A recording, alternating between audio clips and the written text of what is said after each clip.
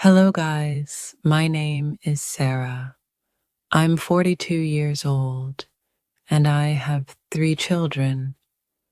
My husband, David, is 46 and we've been married for 20 years.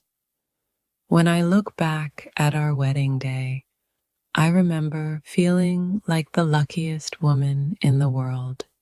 David was everything I thought I wanted in a partner. He was charming, ambitious, and he made me laugh in a way that no one else ever had. The first few years of our marriage were beautiful. We were a team, building our life together brick by brick. David worked as a marketing manager, and I was a teacher at the local elementary school. We bought our first house, a small 2-bedroom place with a garden where I planted roses and David built a wooden fence with his own hands.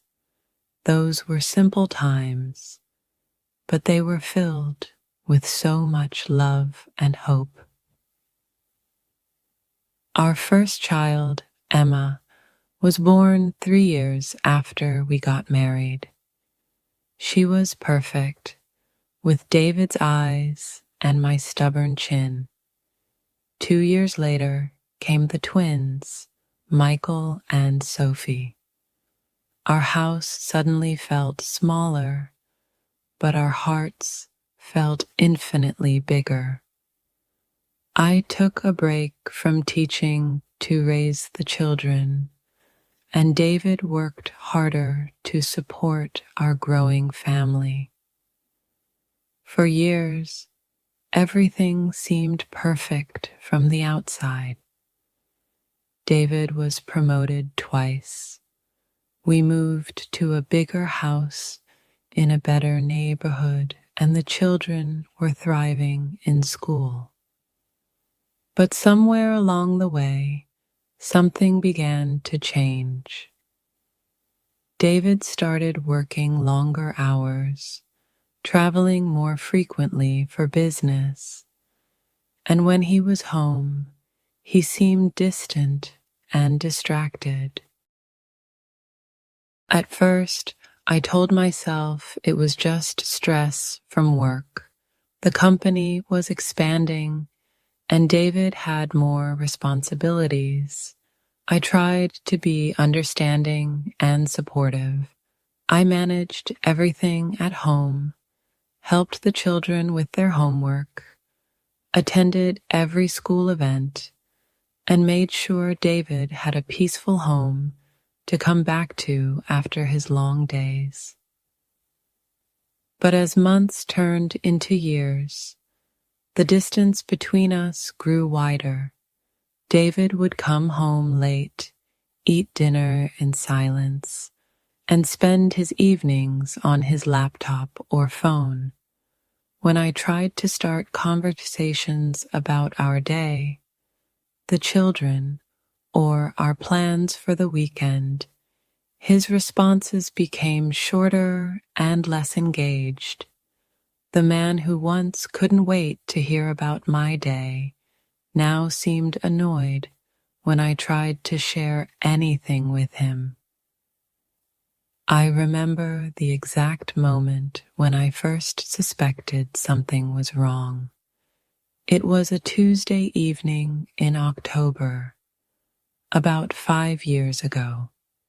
David had said he was working late again, but when I called his office, his assistant told me he had left hours earlier. When he finally came home at midnight, he said he had been at a client dinner that ran late. But I could smell perfume on his shirt, a scent that definitely wasn't mine. That night, I lay awake, staring at the ceiling, my mind racing with questions and fears. I wanted to confront him, but I was terrified of what I might discover. Instead, I chose to ignore the warning signs and hope that whatever was happening would resolve itself. I threw myself into being the perfect wife and mother, thinking that if I just tried harder, David would remember why he fell in love with me. But the signs became harder to ignore. There were mysterious phone calls that he would take in another room, credit card charges for restaurants I had never been to, and business trips that seemed to have no clear purpose. David became more critical of everything I did. He complained about the house, the food, even the way I dressed. Nothing I did seemed to make him happy anymore. The breaking point came on a cold February morning.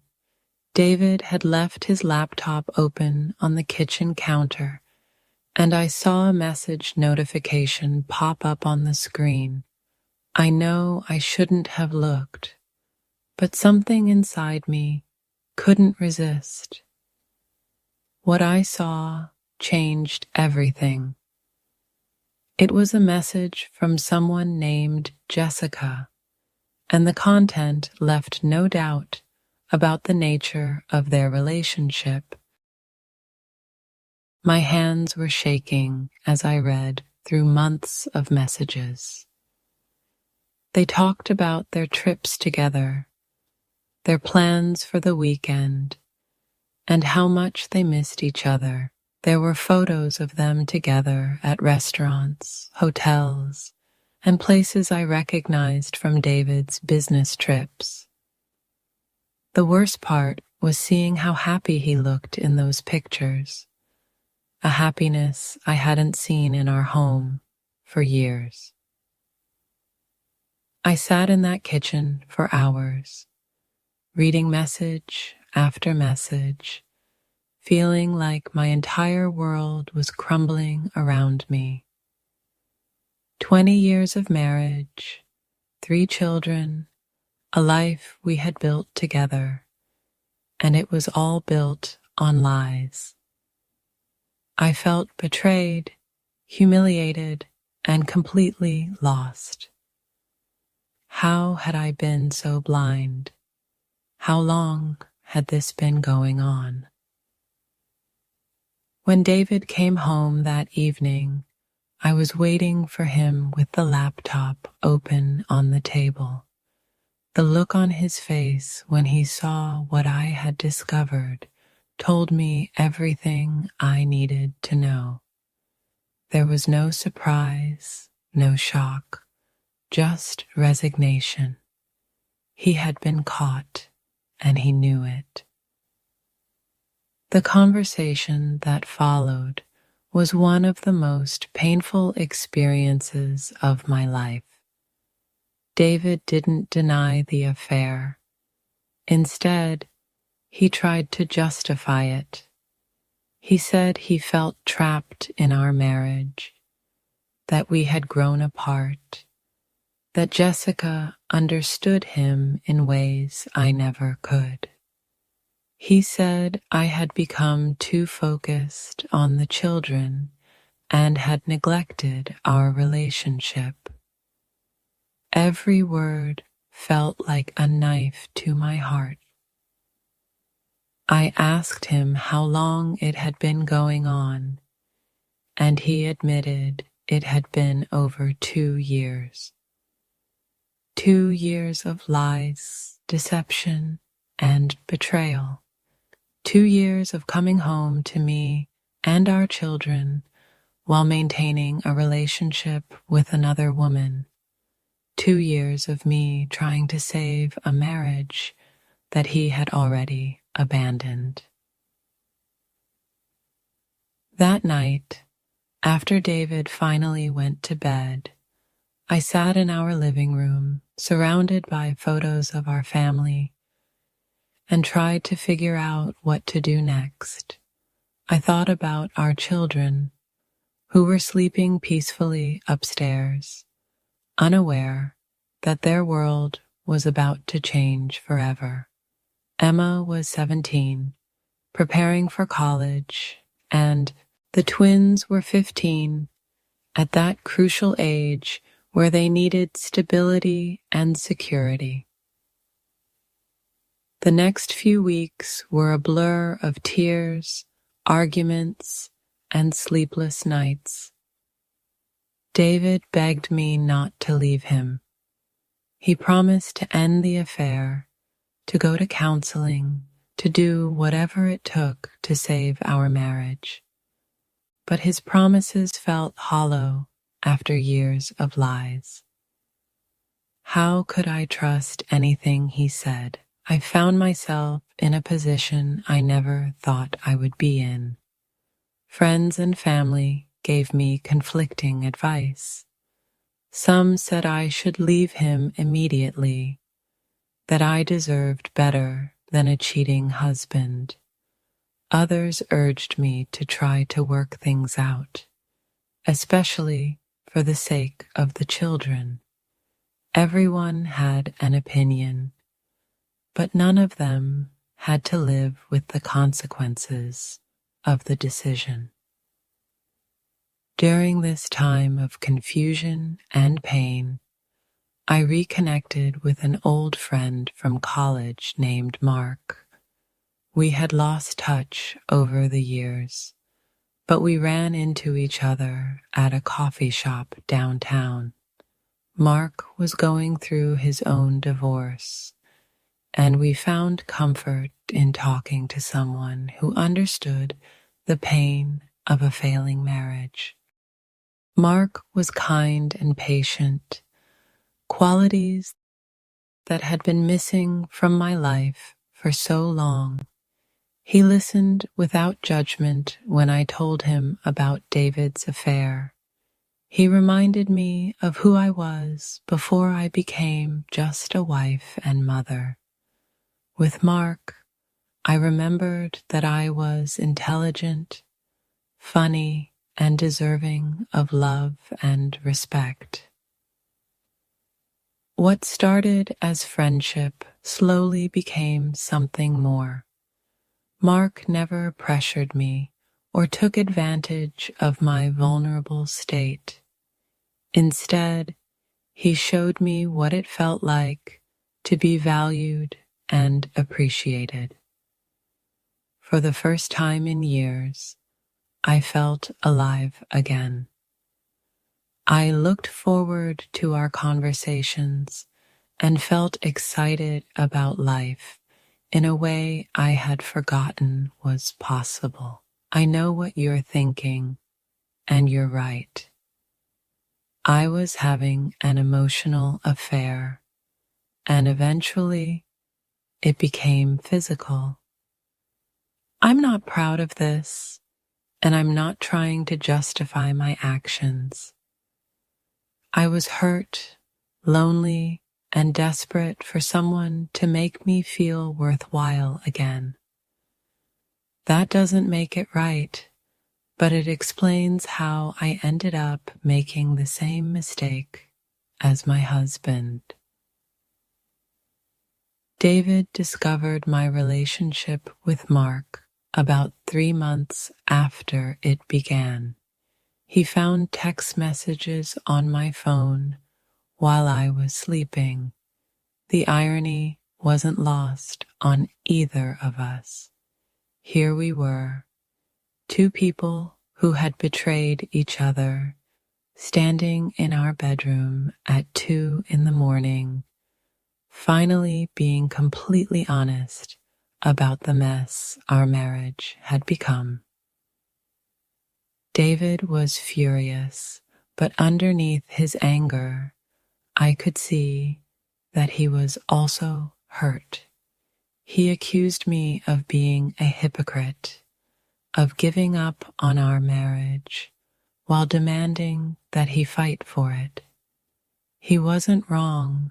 I had done exactly what I had condemned him for doing. The difference was that his affair had lasted 2 years, while mine had lasted 3 months. But that didn't make it any less wrong. That night, we had the most honest conversation we had had in years. We talked about how we had both failed each other, how we had let our marriage deteriorate to the point where we both sought comfort in other people. We talked about our children and how our actions would affect them. We talked about whether there was anything left to save. David ended his relationship with Jessica, and I ended mine with Mark. It was one of the hardest things I ever had to do.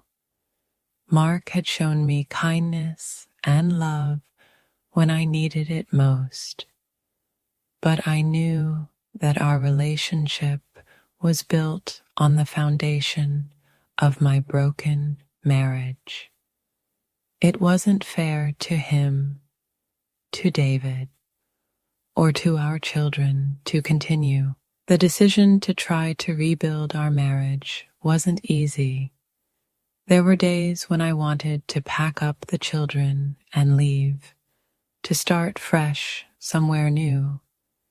There were nights when I lay next to David and felt like I was sleeping next to a stranger. Trust, once broken, is incredibly difficult to rebuild. We started going to marriage counseling, something David had initially resisted. Our therapist, Dr. Martinez, helped us understand how we had gotten to this point. She explained that affairs are often symptoms of deeper problems in a relationship, not the cause. We had stopped communicating effectively years ago. We had taken each other for granted and had stopped putting effort into our relationship. The counseling sessions were intense and often painful. We had to confront years of resentment, unmet needs, and poor communication. David had to acknowledge that his affair wasn't just a mistake, but a series of choices he made over 2 years. I had to take responsibility for my own affair and for the ways I had contributed to the breakdown of our marriage. One of the most difficult aspects of healing was dealing with our children. Emma, being the oldest, sensed that something was wrong. She started asking questions about why we were both so sad, why we were going to counseling, and why the atmosphere in our house had changed so dramatically. The twins were younger, but they weren't immune to the tension either. We decided to tell the children the truth in an age-appropriate way. We explained that we had been having serious problems in our marriage, that we had both made mistakes, but that we were working hard to fix things. Emma was angry and disappointed, especially in David. The twins were confused and scared that we might get divorced. Seeing the pain in our children's eyes was almost unbearable. They didn't ask to be born into this mess. They deserved parents who loved and respected each other, who provided them with a stable and secure home. The guilt of potentially destroying their sense of security was overwhelming. Recovery was slow and often frustrating. There were setbacks and moments when it felt like we were making no progress at all. David struggled with anger about my affair, even though he had been unfaithful first. I struggled with trusting him, again, constantly wondering if he was being honest about where he was going and what he was doing. But gradually, small changes began to make a difference. David started coming home earlier and putting his phone away during family time. He began asking about my day and actually listening to the answers. I started expressing my needs more clearly instead of expecting him to read my mind. We scheduled regular date nights and made an effort to reconnect as a couple, not just as parents. The children noticed the changes too. The tension in our house began to ease, and we started having family dinners without the heavy silence that had characterized our meals for so long. Emma started talking to us more openly, and the twins seemed more relaxed and happy. It's been 2 years since we decided to rebuild our marriage, and I can honestly say that we're in a better place than we've been in a long time. Are we completely healed? No. Do I still have moments of doubt and fear? Absolutely. But we're committed to doing the work necessary to build a stronger, more honest relationship. David and I have learned to communicate in ways we never did before. We talk about our feelings, our fears, and our needs openly. We've learned that marriage isn't just about love, it's about choice. Every day, we choose to prioritize our relationship, to be honest with each other, and to work through our problems together instead of running away from them. I've also learned a lot about myself through this experience. I learned that I lost myself somewhere along the way in trying to be the perfect wife and mother. I had stopped pursuing my own interests, my own dreams, and my own identity. I've started teaching again, part-time, and I've rediscovered my love for education and working with children. The affair taught me that I am capable of both great love and great mistakes.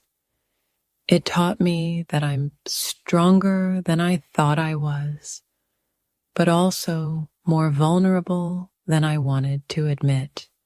Most importantly, it taught me that forgiveness is not about forgetting or excusing someone's behavior.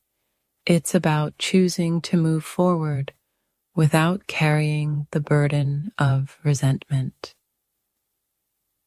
Today, David and I are rebuilding our marriage on a foundation of honesty, communication, and mutual respect.